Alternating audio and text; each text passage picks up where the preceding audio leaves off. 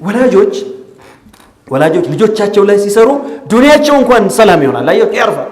ልጄ ምን ሆነ እንደው አላህ የቀደረው የሆነ አደጋ ምናምን እሱን አትድነው። እሱ ሳይሆን ከተርቢያ አንፃር ከስነ ምግባር አንፃር ልጄ ያሳርፋል። በቃ ትገላገላለህ። አኺራውማ ቅድም የጠቀስነው ነገር ሁሉ ይጠቀሳል። ከዛ በተጨማሪ ደግሞ ያው አጀል ደርሶም በሚሞትበት ጊዜ ልጆቻችን ለኛ የማያልቅ ሀብቶች ናቸው። ረሱሉላህ አለይሂ ሰላቱ ወሰላም እንደነገሩን ኢዛ ማተ ኢብኑ አደም እንቀጠዐ ዐመሉሁ ኢላ ሚን ሰላስ፣ ሰውየው ሲሞት ኸይር ስራው በቃ ይቋረጥበታል ከሶስት ሰዎች በስተቀር ብለው የጠቀሱት አንዱ ምንድነው?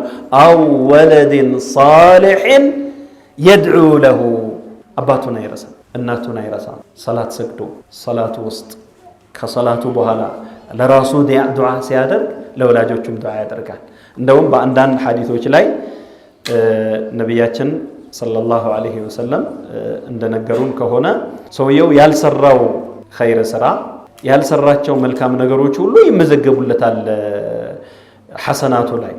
የቁሉ አና ሊዛሊክ፣ እንዴ ይሄ ከየት መጣ ይሄ ስራ?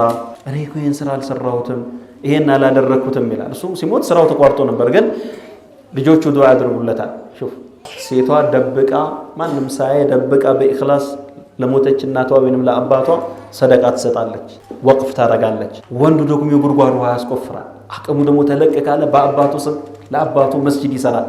ከራሱ አስቀድሞ ለአባቱ ለወላጅ አባቱ ውለታ ይሆናል፣ መስጂድ ይሰራለታል። ያ ሁሉ ሰው በሰገደ ቁጥር ኢዕቲካፍ ባደረገ ቁጥር ቁርአን በቀራ ቁጥር ዚክር በተደረገ ቁጥር መስጂዱ ላይ ሐሰናቱ ወደ ማን ነው የሚጎርፈው?